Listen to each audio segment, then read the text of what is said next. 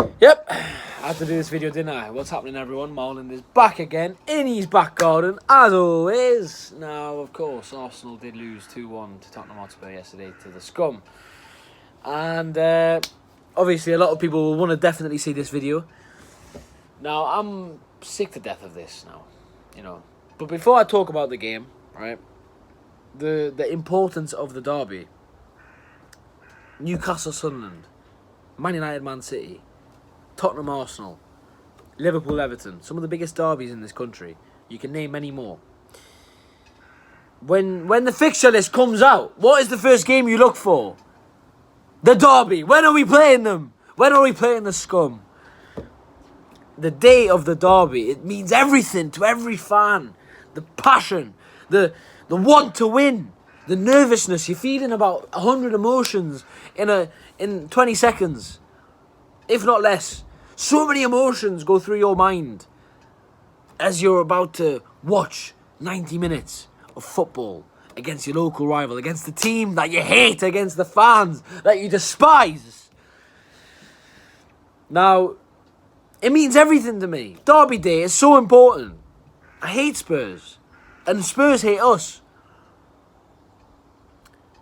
And when I went to work yesterday, I didn't think one bit about anything else other than the derby. The Spurs Arsenal, that's the main thing. That's the main thing. I missed the first half completely. I missed the first 15 minutes of the second half. And then I watched the rest. I did actually somehow manage to miss Alderweireld's goal because my stream was being a prick. But, you know, talking to my dad about it, and it's typical Arsenal. Over the last 10 years, Arsenal do this in every game where the games that we lose or draw, the majority of them, we dominate the ball. We dominate the ball, create maybe 2 or 3 very, very good opportunities. So it's not like we're even creating that many anyway, but 2 or 3 amazing chances. We mess them up, and then a defensive mistake and a corner. It's typical Arsenal. Yesterday, defensive mistake and a corner. Bam, bam, lose 2-1. Everything that we did in the game doesn't matter because you lost at the end of the day. Let's be fair as well, lads. Jose Mourinho played for a draw. Jose Mourinho played for a draw. Like he does against us all the time. He always plays for a draw against Arsenal. It happens every single time. And Mikel Arteta got mugged off yesterday. And Mikel Arteta, you know, if he's analysing the game today, because they're probably doing training or maybe they're resting, when he went back home with his wife, you know, he wouldn't have been enjoying that sip of tea. Because he got mugged off by Mourinho. And Mourinho taught him some lessons, let's be fair. There wasn't any game management yesterday. Let's be honest. Substitutions should have been made earlier. They should have been made before Alderweireld scored. And yes, we dominated the ball, but we knew what Spurs were going to do. We knew that Mourinho would set up for a draw. It's what Mourinho does against us all the time. Every single time against Arsenal, Mourinho does 2 banks of 4. And it does feel like you're playing against 4 banks of 4, to be fair, but 2 banks of 4, hit them on the break. Watch Arsenal lose to Arsenal. Spurs didn't beat us yesterday. Arsenal beat Arsenal.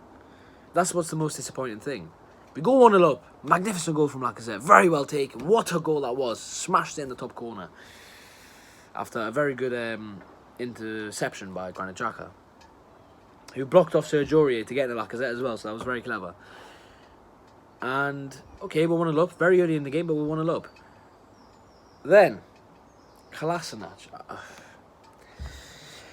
Right, so the 3 defenders I started last night, right?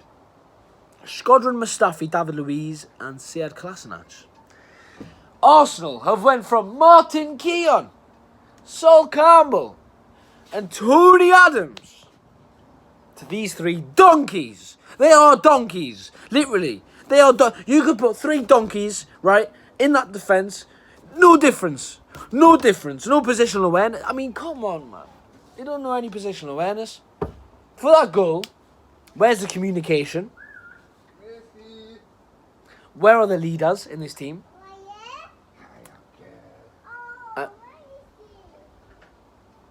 Okay. For people who heard in the background, that was a bit weird, but moving on. Kolasinac decides to give an absolute hospital ball to Heung-min Son. Now, for the goal, let's analyse it. So David Luiz is making his way forward. Kolasinac has decided, for some weird reason, even though Tierney was a blatant option, has decided that he wants to pass back to Luiz. Now, okay. Fair enough. But, sad lad, did someone ever teach you how to pass the ball? When you were about 10 or 11? Is it not something that was ever taught to you, really? Just how to pass the ball. Just a simple short pass. Because it blatantly wasn't. He's an idiot. Why did he start yesterday? Why? Like, every game that he's played, the only game that he played well against was Leicester. Against Wolves, he was shaky. Against Sheffield United, he was shaky. And against Norwich, as well. There's something about the guy. Whatever position he plays, when he plays left back, he gets in great positions, but he can't cross to save his life. And when he plays as centre back, he just doesn't know any positional awareness, and he's not quick enough. He's strong, but he's not quick. When you're getting outpaced, the problem. You can have strength all you want, but when you can't catch up to someone, it doesn't matter. And David Luiz, I mean, it's typical David Luiz to, of course, not be able to understand where he should be. Of course, positional awareness is not really a thing that David Luiz does. He doesn't really possess, let's be fair. And it was, a very... Just, like... I'm not even shocked by the fact that we conceded that. I'm not actually shocked, because what do you expect when you have three donkeys in defence? Do you expect, like... Oh. It's annoying. It's really annoying. And of course, we then, at that point, Spurs, 2 banks of 4, defend. They did hit the bar, to be fair. Lascelles, great save by Martinez. And Martinez, let's be fair, in these last few games has been brilliant. And he doesn't deserve any criticism whatsoever. He was probably our best player, considering that he made a couple of decent saves yesterday.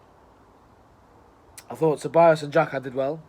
For the last 30 minutes anyway, because I didn't watch the full 90. I thought, I thought Ceballos did very well, putting himself about. And obviously, Lacazette took the goal very well, and let's be fair, he created that chance for Aubameyang, who, come on, Aubameyang, you've got to be scoring from there. The bar, how would you hit the bar from there? Do you know how close he was? Come on, man. I don't care if it's his weak foot. He's a striker. He scored 20 goals this season. That's easy. That's an easy chance. Aubameyang sometimes, listen, Aubameyang is a great striker, don't get me wrong, but in big games, in big moments, he does have a tendency to bottle it. Away from home, he's only scored 1 goal against top 6. And that was against Man United. Ever since he's been at Arsenal. He's got to score that opportunity. He has to score, man. And then obviously the other chance that we did have was a good save from Luis, I'm not going to lie, but that is, like, I actually thought, I put my hands up. I was like, surely. And then, the bar. It's just typical.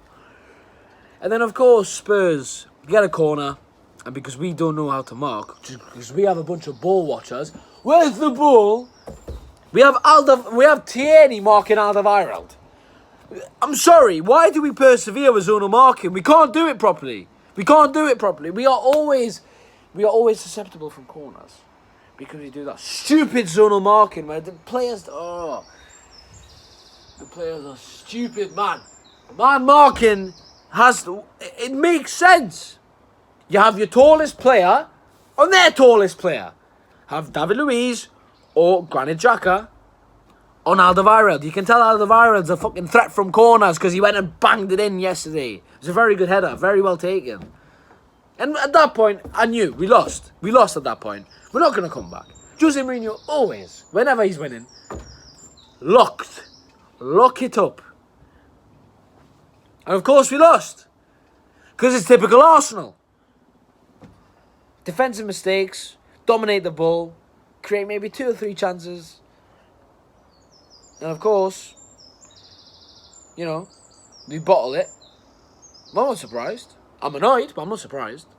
Typical Arsenal. It's the hope that kills you with this team. It's always the hope that kills you. Now, A message to the board. This season, at the start of this season, after we signed Nicolas Pepe, the board said, be excited. Be excited. Oh. This season has been the worst. I've barely had any excitement whatsoever. This season has been the worst as an Arsenal fan. And in 10 years of supporting Arsenal, this has been the worst season by far. I actually cannot wait for the season to be over. 2 weeks! Please, I just want these 2 weeks to go over and then fuck everyone off in the summer. All the dead wood. We have dead wood playing for our first team. We cannot call ourselves a big club anymore. How can we, based on this season, we cannot call ourselves a big club anymore. If the board do not back Mikel Arteta in the summer, don't talk, just don't talk. Just piss off, don't talk. If the board don't back Arteta, then we know what we are at this point.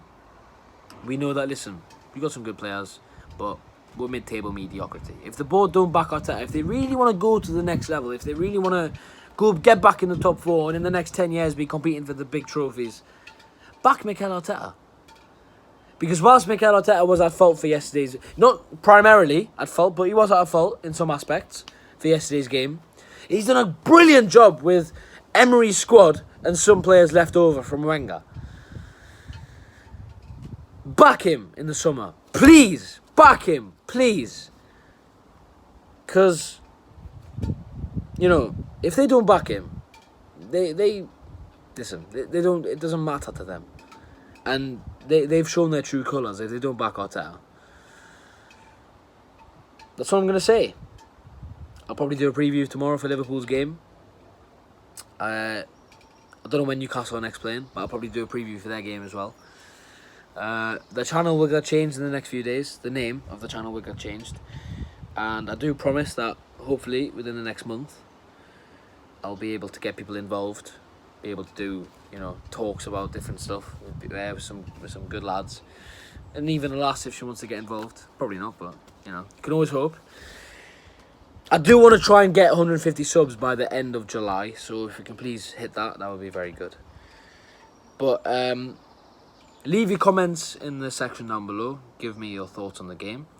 Take the piss if you want, because at the end of the day, we lost, so it's rightfully so. We deserve it.